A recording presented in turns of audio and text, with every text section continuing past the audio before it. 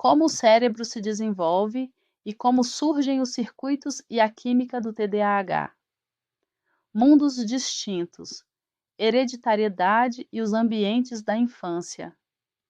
A família na qual cresci não foi a família na qual meus irmãos cresceram. Eles cresceram numa família que passava a vida na estrada e nunca ficava no mesmo lugar por mais que poucos meses. Cresceram numa família em que viam o pai bater regularmente na mãe, até transformar seu rosto num borrão roxo de hematomas. Cresceram numa família em que sofriam agressões físicas e verbais por qualquer motivo bobo. Eu cresci num mundo tão diferente do de meus irmãos que poderia muito bem ter recebido outro sobrenome Mikal Gilmore, tiro no coração. A opinião pública tem sido marcada pelo fundamentalismo genético, a crença de que quase todas as doenças e todos os traços humanos são ditados pela hereditariedade. Matérias simplistas publicadas na mídia, com base em pesquisas semidigeridas, declaram que as leis inflexíveis do DNA regem o mundo da biologia. Em 1996, se noticiou que, segundo alguns psicólogos, os genes determinam cerca de 50% da propensão humana à felicidade. O traquejo social e a obesidade são outras duas das muitas características humanas que hoje se alega serem genéticas. Toda semana se descobre um gene associado a alguma doença ou traço, observou ironicamente um colaborador do The New York Times.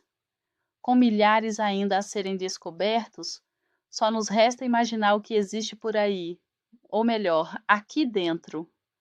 O gene de quem ama dançar quadrilha, o gene de quem ama culinária britânica, o gene de quem ama passar vergonha em programas de TV.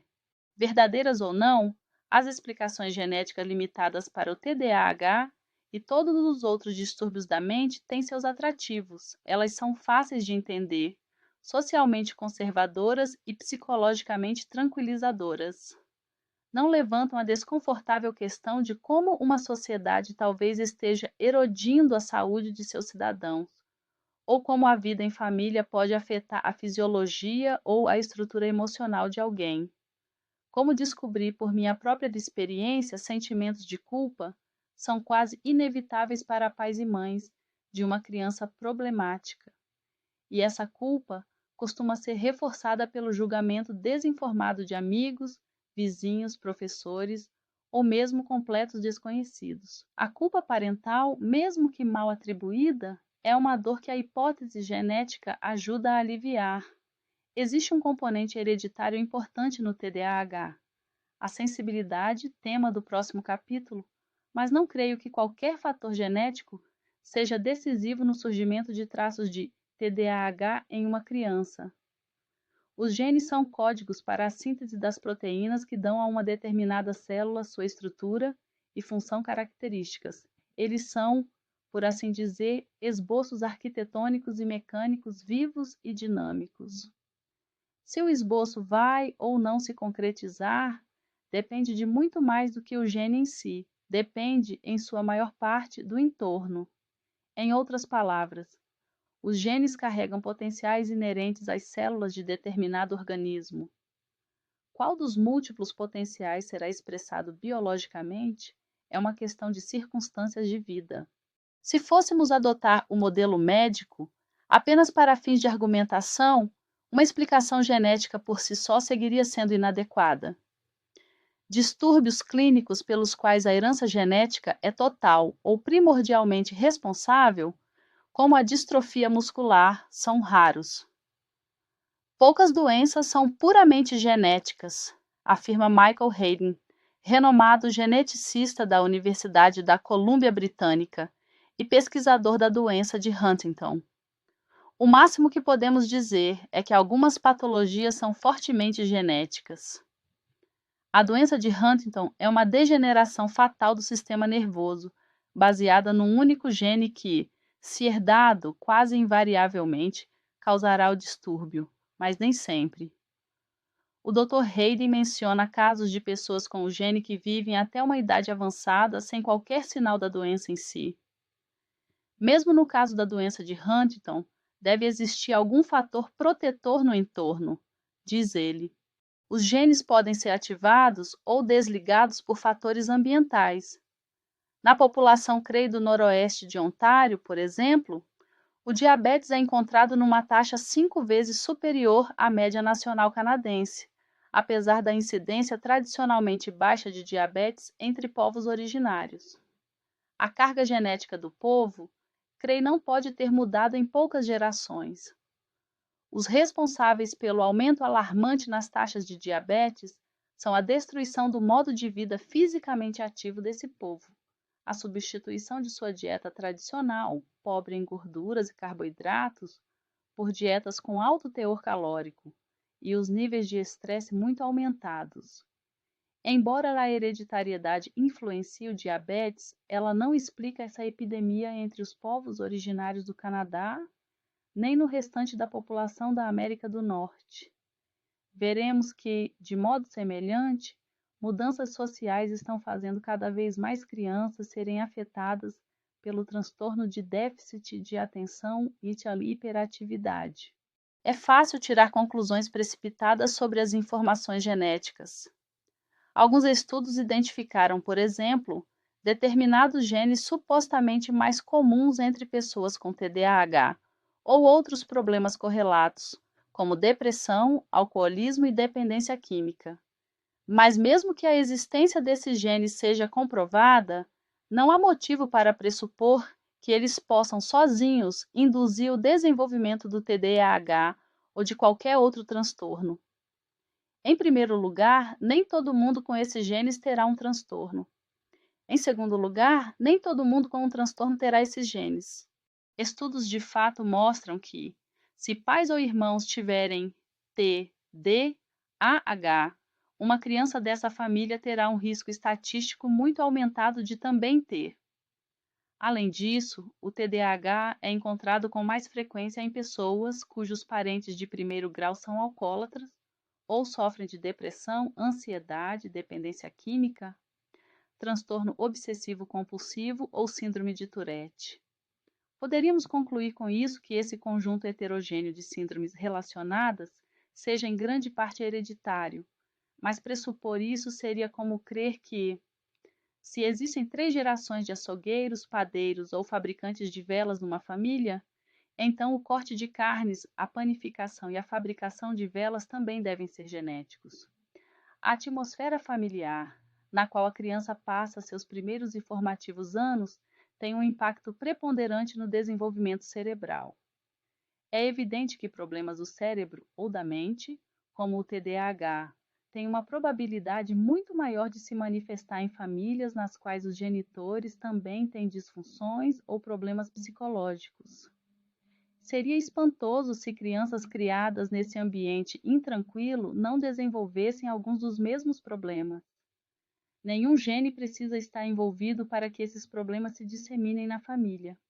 Por muito tempo, os estudos de psicologia adotaram a concepção equivocada de que comparar gêmeos idênticos adotados por famílias diferentes poderia distinguir os efeitos da genética daqueles do entorno.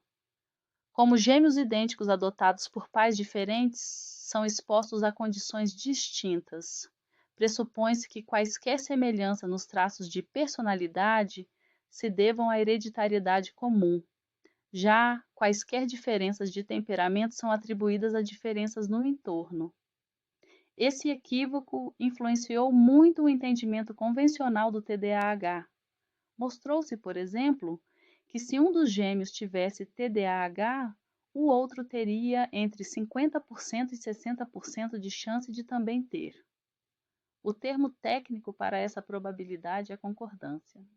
Um grau de concordância alto assim é considerado prova de causalidade hereditária, mas só se ignorarmos a pergunta mais óbvia, já que gêmeos idênticos têm exatamente os mesmos genes, por que a concordância não é mais próxima de 100%? Ignora-se também um poderoso fator ambiental, a adoção em si. Todo bebê humano precisa de um cuidador disponível e constante. Adotar um bebê significa separá-lo da mãe biológica, a cujo corpo, voz, batimentos cardíacos e biorritmos o recém-nascido já estava acostumado na hora do parto. Não podemos simplesmente descartar o efeito devastador que tal separação pode ter no impressionável sistema nervoso do bebê.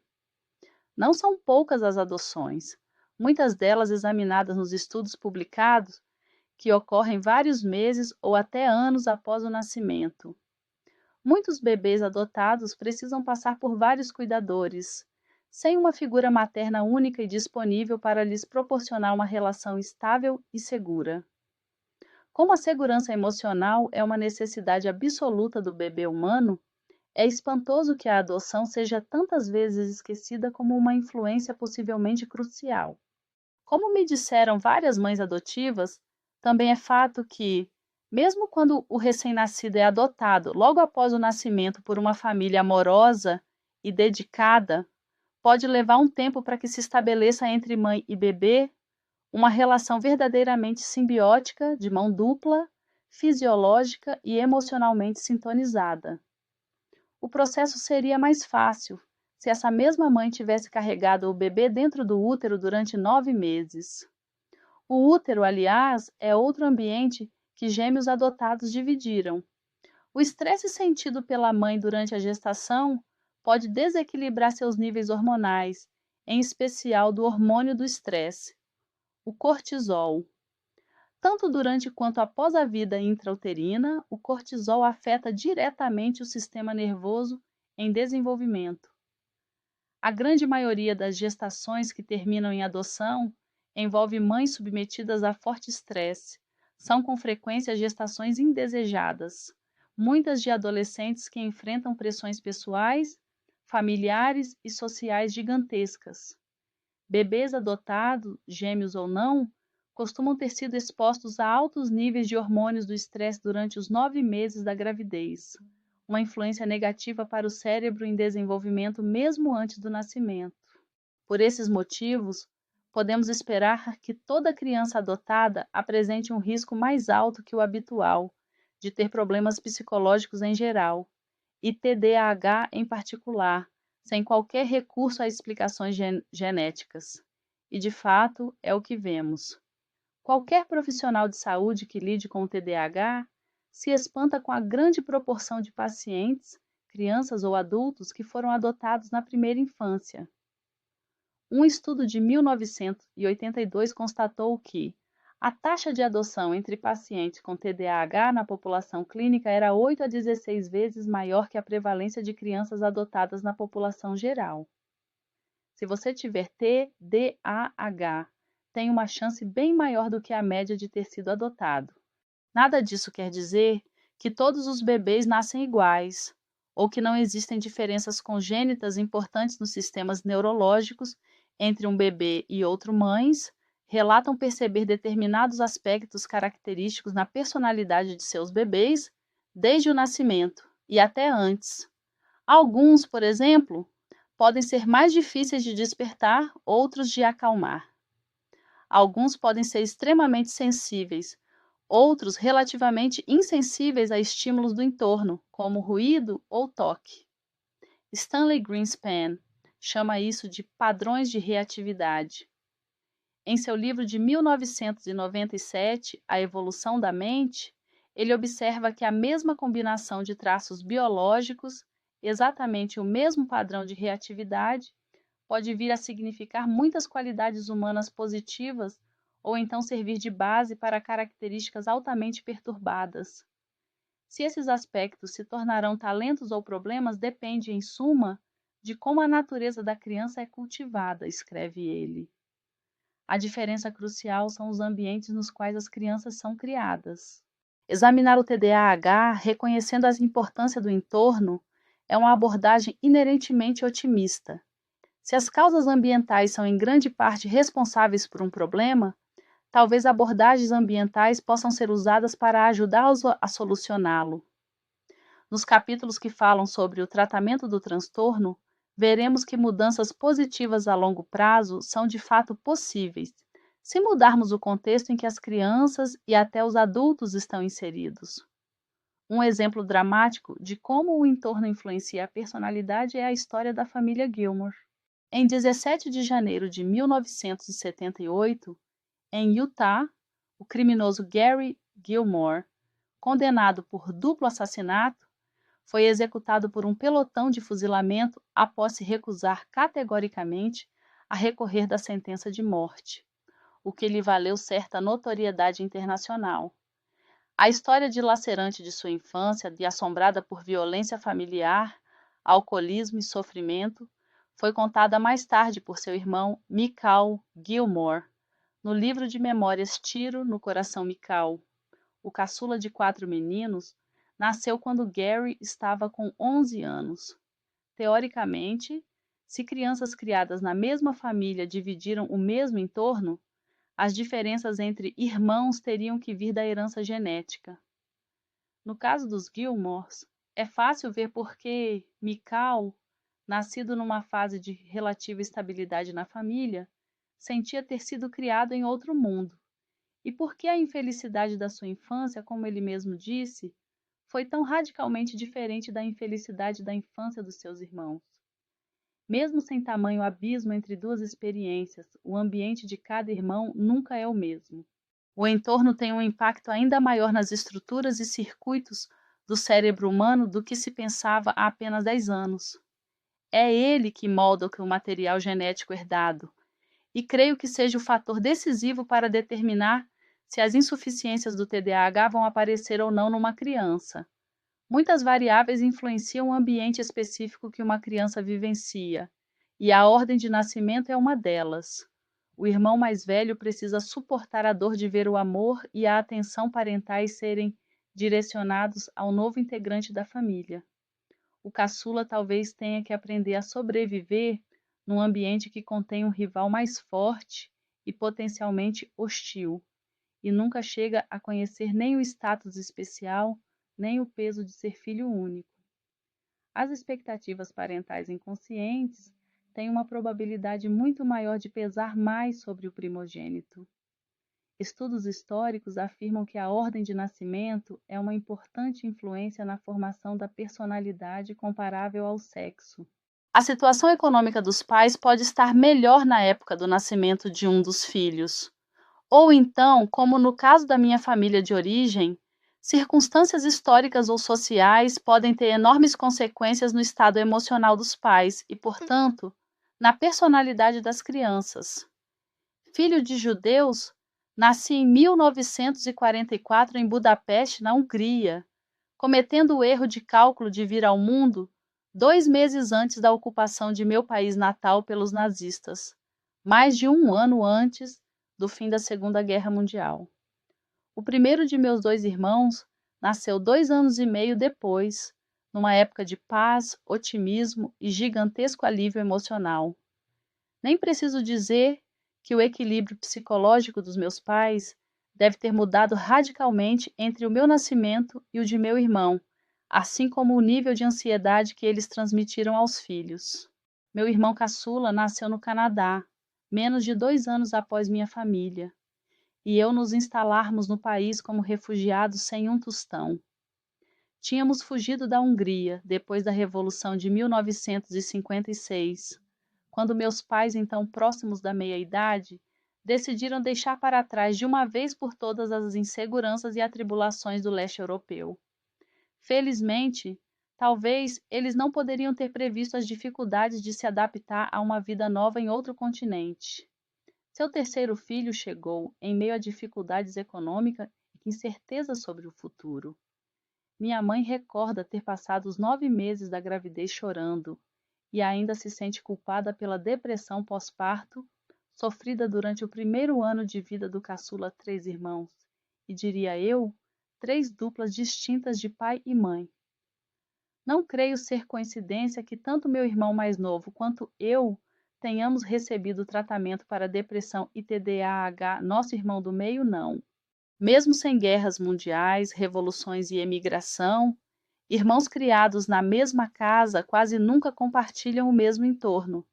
Mais exatamente, compartilham alguns ambientes, em geral os menos importantes, mas quase nunca o único cujo impacto na formação da personalidade é mais potente.